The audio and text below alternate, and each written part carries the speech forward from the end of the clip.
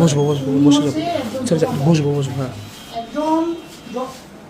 একজন ক্লায়েন্ট যখন আমার কাছে আসে যে আমি পাসপোর্ট করবো, তখন পাসপোর্ট করতে যদি ৬,০০০ টাকা লাগে, তখন উনি বলে আরো ২,০০০ টাকা এক্সট্রা লাগবে। এটা সে প্রতিনিধি করে ২,০০০ টাকা এক্সট্রা কেন লাগবে? আমাদের পাসপোর্ট অফিসে টাকা দিতে হয়। পাসপোর্ট অফিসের টাকাটা কোন অফিসার কাছে দিতে হয়? এক অফিসার। এখন প্রমাণ হচ্ছে আমরা ওনার কাছ থেকে ফোনটা বের করে ওনাদের দুজন নাম্বার পাওয়া গেছে, এবং ওনাদের সাথে কথা বলছে, এখানে যথেষ্ট প্রমাণ আছে, টাকা পয়সা লেনদেনের প্রমাণ আছে, ডাচ বাংলা ব্যাংকে লেনদেন করছে, বিকাশে লেনদেন করছে।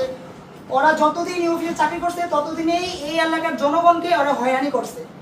আমরা শুধু ওদের না, ওদের সাথে যারা জড়িত আছে সবার পদত্যাগ দেখে আমরা এখান থেকে সবাই যাবো, তাছাড়া আমরা এখান থেকে যাবো না, এটাই আমাদের দাবি। এতটুকুই। আপনাদের যত প্রমাণ প্রয়োজন ওদের কাছে আছে, আমরা দেখাতে পারবো। ওদের ফোন এখানে জব্দ করা আছে, আপনি এটা দেখতে পারেন। এতটুকুই। এর থেকে বেশি আমরা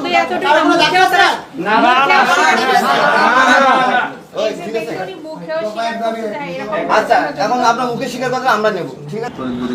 ব্যবস্থা নিয়ে তাকে চাকরিচ্যুত করে এখানে শুধু একজনকে চাকরিচ্যুত লেটার আছে না, সবাই আছে। আপনার নামটা ইমরান, আপনার নামটা একবারে সবকিছু শেষ করা সম্ভব না, আমরা আস্তে আস্তে করে করতেছি। আপনারা এই জায়গাটায় আসছেন, এই জায়গাগুলো আমাদেরকে ধরাই দিচ্ছেন অথবা মানে চিহ্নিত করে দিচ্ছেন যে এই জায়গাগুলোতে সমস্যা আছে, আমরা অবশ্যই ব্যবস্থা নিব। আপনাদের দাবি এখান থেকে পদত্যাগ যাই বলেন, হয়তো ভাই একটু সময়ের ব্যাপার, একটু ধৈর্য ধরতে হবে, ঠিক আছে? যদি কারো কোনো ফল্ট থেকে থাকে অবশ্যই হি উইল বি পানিশড, যদি কেউ কোনো ভুল করে থাকে অবশ্যই he will be punished, but আপনাদেরকেও আমাদেরকে একটু সময় দিতে হবে। কারণ কি, যেহেতু কোনো সরকারি চাকরি, এগুলোর একটু প্রসিডিং আছে। এটা হচ্ছে এখন যার রিজাইন লেটারটা আসলো, এটা একটু আপনারা একটু কনফার্ম করে আমাদেরকে, হ্যাঁ আমি এইটা একটু শেষ করি। যেহেতু উনি প্রধান, উনি না থাকলে প্রতিষ্ঠানের কার্যক্রম ব্যাঘাত ঘটবে। আমরা ওনার ব্যাপারে ছেড়ে দিচ্ছি আপনাদেরকে, আপনারা এটা তদন্ত করে। আমি একটু বলি, এখন যাদের দুইজন আছে তাদেরকে ইমিডিয়েটলি মানে পদত্যাগের পত্র দিয়ে আমাদের সামনে দিয়ে নিয়ে গেলে আমরা একটু শান্তি পাবো, যে যারা মানে ওরা তো ছোট পজিশনের, ওদের কাজটা ব্যাঘাত ঘটবে না। তাহলে ওদেরটা একটু আমাদের নিশ্চিত করবেন কিনা? শুধু মাহমুদ আর সালাউদ্দিন না, এই দুইজনেরটা এখন যেহেতু আমরা এত কষ্ট করছি, আরেকটা নিয়ে আসবো। একটা ডেট চেঞ্জ করার জন্য 3টা কাউন্টারে পাঠায়, এরপরে একজন দালাল এসে বলে কি 2,000 টাকা দেন, ডেটটা ঠিক করে দিবেন। একটা মানুষের কত টাকা লাগে বলেন জীবনযাপনের জন্য?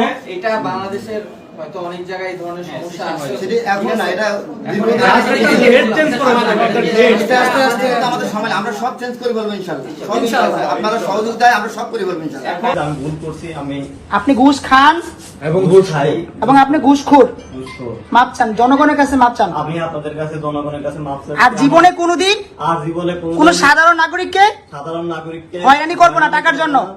দরকার হলে রিক্সা চালিয়ে খাবো, দরকার হলে আমি রিক্সা চালিয়ে খাবো। আমার একটা মেয়ে আছে ভাই, হইছে। আপনার সাথে